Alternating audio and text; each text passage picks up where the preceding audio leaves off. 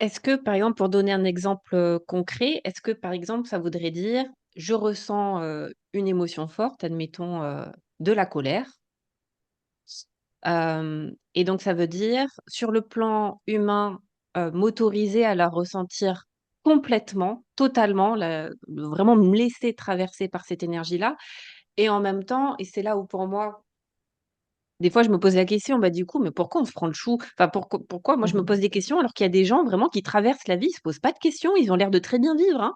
Mais et en même temps, je peux pas ne pas me poser de questions, enfin, c'est plus fort que moi et en même temps, pour moi, peut-être que la différence, c'est je me laisse complètement traverser par cette émotion, tout en sachant que tout en la voyant me traverser. Tant je suis à la fois je plonge dedans, mais en même temps, je suis pas identifiée à cette colère. Mais et c'est ça que j'entends quand tu parles de double réalité superposée, c'est qu'à la fois, je m'autorise et pour moi, c'est pas facile, de dire de plonger totalement, heu, ouais, de devenir presque colère, tout en sachant que je ne suis pas ça. C'est ça? Oui, je trouve en effet, que tu exposes cela merveilleusement bien. Bien que c'est là où, quand on dit, OK, qu'est-ce que j'en fais alors? Ce Mmh, n'est même pas, tu vois, à nouveau, bien sûr, pour l'être humain, l'idée de faire est importante pour lui, parce que c'est comme ça qu'il a l'impression d'avoir aussi un pouvoir sur lui-même, sur la vie, etc. Tout ça pour goûter au bien-être, à l'épanouissement ou à l'éveil, peu importe sa quête. Et alors, d'une part, si on observe l'être humain, il va se dire, ben, oui, alors j'ai le droit de vivre complètement cette émotion, absolument, je dirais absolument oui, parce que ça fait partie, j'ai presque envie de dire, de son programme génétique à la base. Oui, on observe un être humain en bas âge, un enfant en bas âge, il y aura des émotions et il n'y a pas d'état de lutte face à ces émotions. Donc, ça traverse, ça va faire ce que ça a à faire et puis à un moment donné, ça se dissipe. mmh. Donc oui, pour l'être humain, l'invitation en fait serait de se dire, OK, oui, redevenons comme lorsqu'on était enfant, donnons-nous le droit d'être en contact avec ce que ce monde intérieur-là manifeste. Donc, il s'agisse d'être en lien avec une douleur, en lien, en contact avec une pensée ou une émotion, tout ça, c'est OK. Ça fait partie de la vie humaine. C'est d'ailleurs à travers ces informations internes que l'être humain évolue. Donc, c'est bon ça pour sa santé. Je dirais que c'est même capital. Mais en même temps que cela se donne, en même temps, c'est juste que ce n'est pas forcément conscientisé parce que l'énergie est stockée ici dans cette identification à l'être humain. Donc ça se dit, OK, alors je vais accueillir. Tu sais, si on prend le pouvoir de l'accueil, on s'imagine ça comme un outil, on va dire, OK, il y a l'émotion et donc je, moi, Nasrine, être humain, je vais accueillir cette émotion ou pas, parce que je ne suis pas en mesure de l'accueillir. C'est aussi de l'accueil, hein, c'est de reconnaître, OK, où est-ce que j'en suis dans ma relation avec cette émotion? Elle a le droit d'exister, mais peut-être je ne suis pas en mesure de l'accueillir. Donc, il y a cet aspect de faire quelque chose. Mais tout en même temps que cette scène se déroule, il y a conjointement à cette scène déjà quelque chose qui est là et qui observe tout ce jeu se déployer. Tu vois, c'est comme le spectateur devant l'écran Mmh. et qui voit tout ça et ça se donne en même temps. Donc, il n'y a pas, pour moi, en tant qu'être humain, à aller chercher la neutralité, parce que ça risque peut-être de le rendre dysfonctionnel. Ça peut Mmh. peut-être amener à des inhibitions émotionnelles. Il s'agit fondamentalement et par amour pour l'être humain, de le laisser être humain. Et Donc, de se laisser traverser par tout ça. et justement sur ce point, ça serait quoi du coup la différence entre, je reprends l'exemple de la colère. Je ressens de la colère et admettons, j'ai entendu la vidéo de Nasrine et de Maïlan qui me dit: j'ai le droit de me laisser traverser par la colère, donc j'ai envie d'aller tuer mon voisin, bah, j'y vais, puisque c'est OK, en fait». Et du coup, comment tu expliquerais la différence entre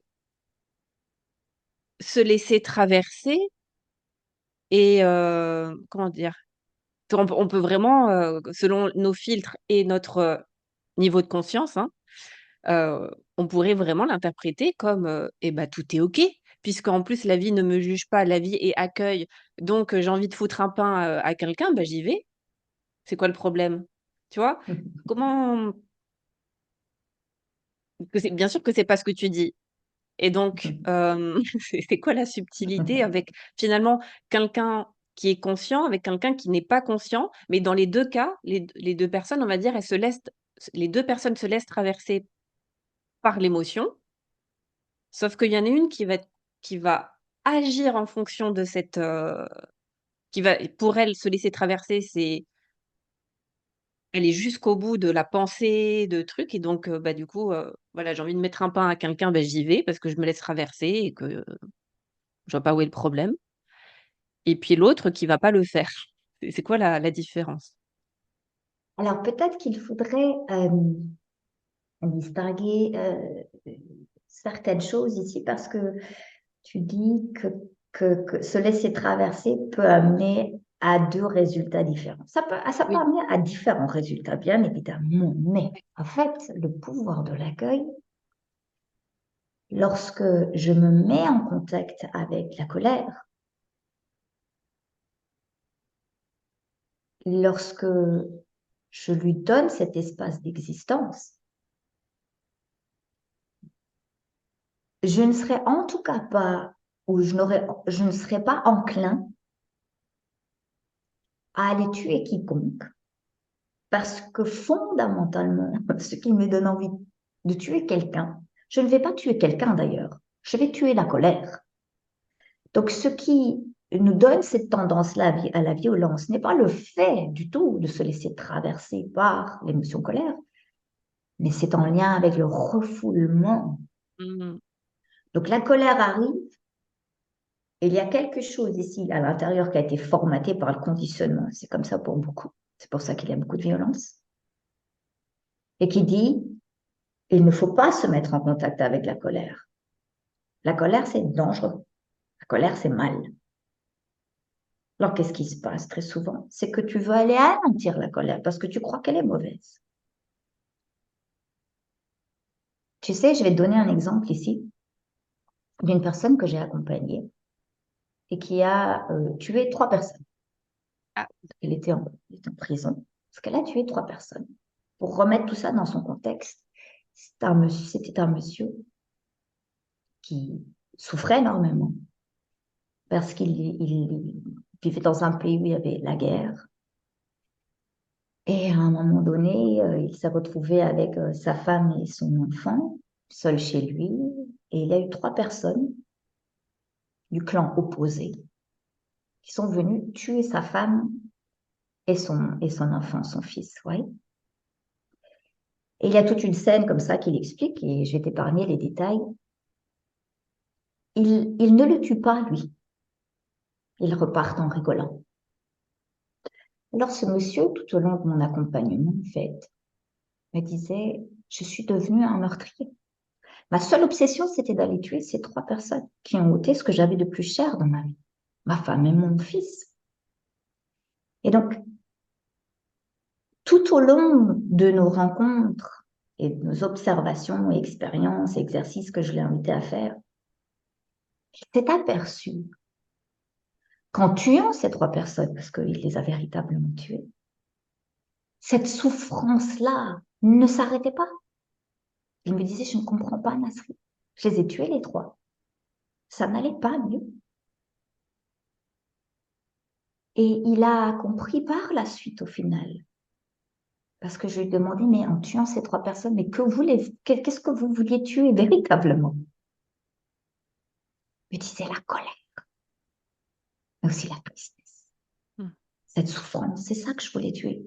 Et je pensais qu'en les faisant disparaître, ces 3 personnes, je pensais que j'allais pouvoir retrouver un soupçon de paix. Or, pas du tout, ça n'a rien changé. Donc, la violence apparaît au moment où il y a un refoulement émotionnel. Et il faut observer une chose dans notre conscience collective, ici, dans le plan humain. Tout est mis en place pour que l'être humain ne doive plus ou ne puisse plus véritablement goûter à ses émotions, qui sont très puissantes. La colère est une énergie très transformatrice. Elle te soulève des montagnes, elle te fait te lever et te dire, je suis pas d'accord, je change, je trace ma route, je vais de ce côté, je pars dans la direction opposée. C'est de la colère. C'est une énergie qui n'a rien de négatif en soi. Mm. Mais dû à notre conditionnement, oui, à ce formatage, nous pensons que c'est maléfique. Et donc, nous luttons contre. Et là où nous allons apercevoir de la colère, nous essayons de l'anéantir aussi. Mm. Et donc, on n'arrive plus, un meurtrier n'arrive très souvent plus, du moins dans le cas de figure de ce monsieur-là que j'ai accompagné, il n'arrivait plus à faire la différence entre une émotion et la personne qu'il était en train de tuer. C'était la même chose. Ça se superposait complètement. Et c'est seulement au moment où il a accueilli cette gigantesque colère, cette gigantesque tristesse, cette gigantesque souffrance. C'est seulement au moment où il a su accueillir, et ça s'est fait progressivement, parce que la montagne était grande, c'est seulement à ce moment-là qu'il a pu retrouver la paix. Il a regagné quelque part son humanité, là. Et être humain veut dire quoi? Ça veut dire être en contact avec ce qui se manifeste ici à l'intérieur de lui. Donc, il est important je crois, d'expliquer cela aussi, tu vois. Mm. Parce que se laisser traverser ne fait pas de nous des meurtriers, au contraire. Et comment tu l'expliquerais, com- comment on se laisse traverser sans succomber justement à la colère? Parce qu'il y a plein de gens, tu vois, on entend, oui, se laisser traverser, mais pour beaucoup de gens, c'est très théorique et finalement, on ne sait pas comment faire. Oui. Alors, ici, dans cette dimension, vois-tu, très chère Malène, c'est très, très important ce que tu soulèves ici aussi. Tout passe par la présence, a priori, d'un corps physique. Sans corps physique, on ne peut pas fonctionner, hein. Un mental ne peut pas vivre tout seul, un système émotionnel ne peut pas vivre indépendamment du corps physique. Donc, j'aime bien reprendre et replacer le corps, au fait, ici, en priorité, au Mm. centre de nos observations. Donc, quand on parle de l'accueil, tu sais, dans les séminaires, et ça, je donne si souvent l'exemple de cette posture très décontractée. Tu sais, on est debout, on fléchit un genou, on fait le surfeur, celui qui va avec les vagues. Donc, l'accueil, a priori, est une posture physique. Mm. Là, je l'extériorise quand je donne mon exemple, oui, avec le surfeur et les genoux fléchis, mais il s'agit au fait d'une posture interne qui soit assouplie. Oui. Donc, se mettre en contact avec la colère, il y a de la colère qui arrive maintenant. Si je l'aborde uniquement de manière mentale, souvent les gens font cela au début parce qu'on a été entraîné à aborder la vie de manière très mentale aussi. Et donc, vont peut-être rajouter des phrases que je suggère très souvent et qui disent, par exemple, ben, chère colère, je te reconnais, je te donne le droit d'exister et je t'accueille, ou je ne suis pas en mesure de t'accueillir, peu importe, oui. Ça, c'est une chose. Mais pour pouvoir ancrer, en fait, cette réalité-là d'accueil, il faut qu'elle passe par le corps physique. Alors, si j'ai un corps physique qui est crispé, c'est-à-dire un corps physique qui est en mode guerrier, prêt à aller casser la gueule à la colère, les petites phrases que je vais dire au niveau du mental, ça va rien faire du tout. Donc, ma première invitation, c'est toujours aller observer le corps physique. Le mettre dans un espace d'accueil, ça veut dire le mettre dans un espace d'ouverture. Ouais. Et donc, à travers cette ouverture-là, en observant ne serait-ce que la respiration. Dès l'instant où je porte mon attention sur la respiration, je vois qu'il y a quelque chose qui se détend naturellement. Dès l'instant où je ferme les yeux, souvent j'en ferme les yeux, comme ça vous déconnectez un peu de tout ce qui se passe là autour. Donc dès l'instant où je ferme les yeux, je peux observer au bout d'un certain temps qu'il y a quelque chose qui se détend, qui se dépose. Et c'est à travers cette décontraction physique, en fait, que l'accueil est possible. Donc, ça passe a priori par une posture physique. Après, de dire à l'émotion, bah, je te donne le droit d'exister, etc., etc. Fondamentalement, c'est de la décoration. C'est pour Mm. faire participer les autres couches énergétiques. Mm, mm, mm. n'est pas nécessaire parce que quand il y a une émotion qui arrive, la première réaction, parce qu'on est formaté, sera genre, oh, il faut que je me protège. C'est même pas que je vais lui casser la gueule, c'est aussi, il faut que je me protège. Donc, il y a cette eau, parce que c'est fait d'eau. Ouais. Le corps physique est fait d'eau, essentiellement d'eau. Mais cette eau, elle se transforme en glace quand l'émotion arrive. Ça va heurter la glace, ça va faire tomber un bout de glace, ça va créer une blessure, on appelle ça. Non. Et donc, pour ne pas être blessée, bah, j'aurai toujours cette même réaction qui est je dois me protéger. Et à chaque fois que l'émotion va arriver, je vais me sentir mal, ça va me faire mal, ça va me faire souffrir. Mais ce n'est pas l'émotion qui fait souffrir, c'est ma configuration physique. Si je transforme l'iceberg en eau liquide, là, tout change. C'est toujours la même émotion, c'est toujours la même intensité, mais elle peut entrer, elle peut se mettre en contact avec ce monde physique. Et ce monde physique, ne serait-ce qu'au niveau génétique ou plutôt épigénétique, a fondamentalement besoin de cette information. Cette information, nous, on la simplifie, on lui donne juste un simple mot, on lui donne un nom qui est colère. J'aurais pu l'appeler étoile filante Nicole, mais j'aurais aussi pu lui donner beaucoup plus de qualificatifs pour peut-être mieux l'appréhender. Tu vois, par exemple, en Iran, mon père est iranien. En Iran, quand on parle de la colère, on ne dit pas juste colère. La colère est une entité, est une messagère, est une entité, au fait, qui vient, c'est comme le facteur, il vient avec ses lettres, des lettres très importantes, tu vois, que ton système physique doit recevoir. Mais peut-être qu'ici, en Occident, enfin, je ne sais pas si c'est qu'en Occident, parce que je ne connais pas tout le monde et je ne sais pas comment ça fonctionne partout, mais il y a peut-être quelque chose qui a limité cette énergie et qui l'a terriblement limité, surtout qui l'a rendu comme très maléfique. Mm, Oui, parce qu'on a créé ce raccourci entre quand il y a de la colère, ça te rend violent. mm. Et donc, tu vas aller faire du mal aux gens. Mais ce n'est pas du tout le cas si on observe le mécanisme de plus près. Donc, il s'agit a priori ici, juste pour revenir au corps physique, il s'agit de le transformer de l'état de glace d'iceberg à de l'eau liquide. Et à l'exercice d'observation, de la respiration, de juste fermer les yeux, de se mettre debout et de surfer avec la chose. Quand il y a de la colère, mets-toi dans ce mouvement. La colère, elle va apparaître tout à fait différente. C'est toujours la même, oui, la même intensité, mais l'expérience, la relation que je vais avoir avec elle sera tout à fait différente que si je suis comme ceci.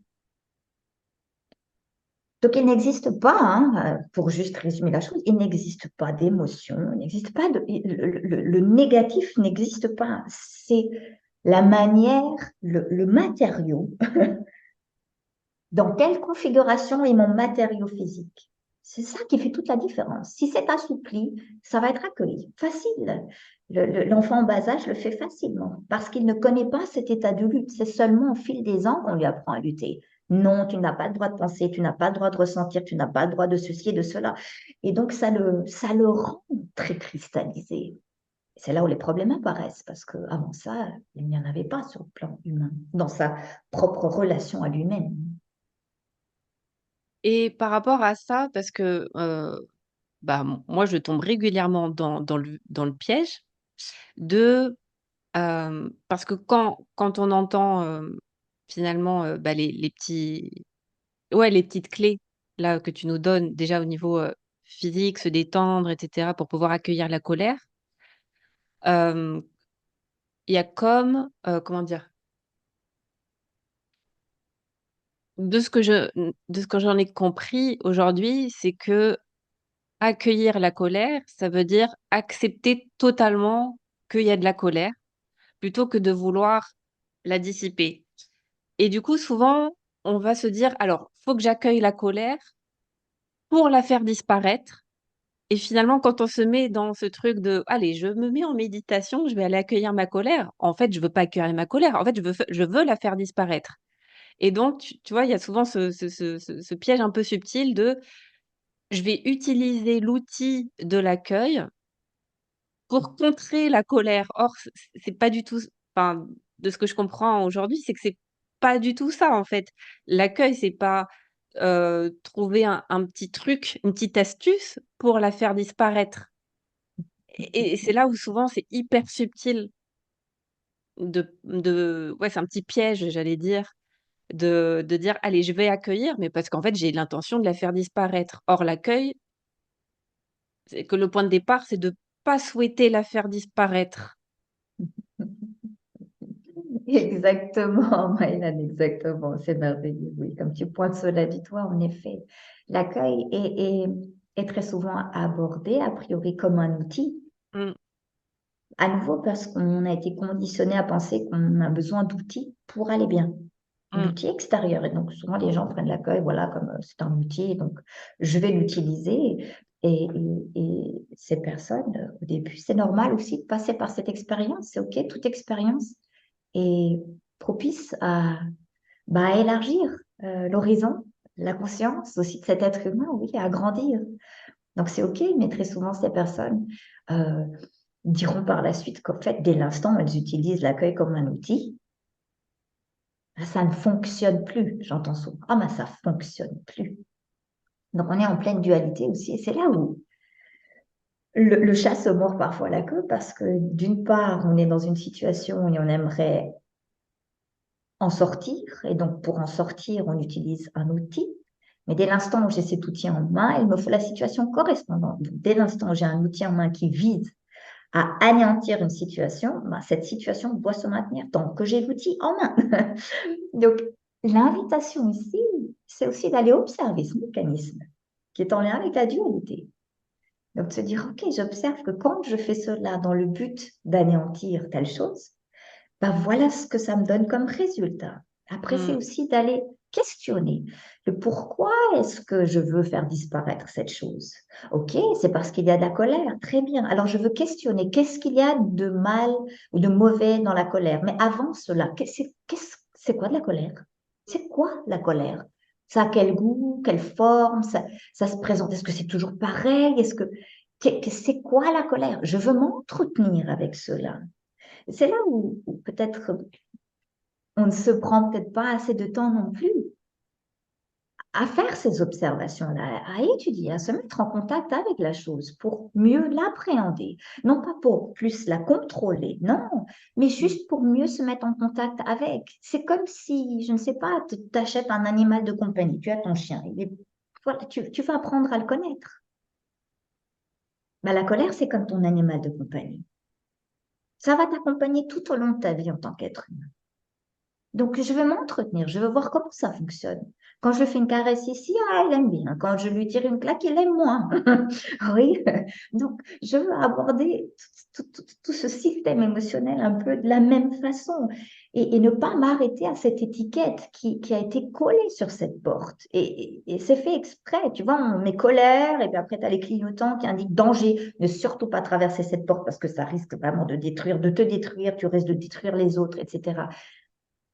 Moi, à chaque fois, je dis, quand il y a des grandes étiquettes sur les portes, quand le conditionnement collectif nous colle des grandes étiquettes sur les portes, il faut aller ouvrir la porte.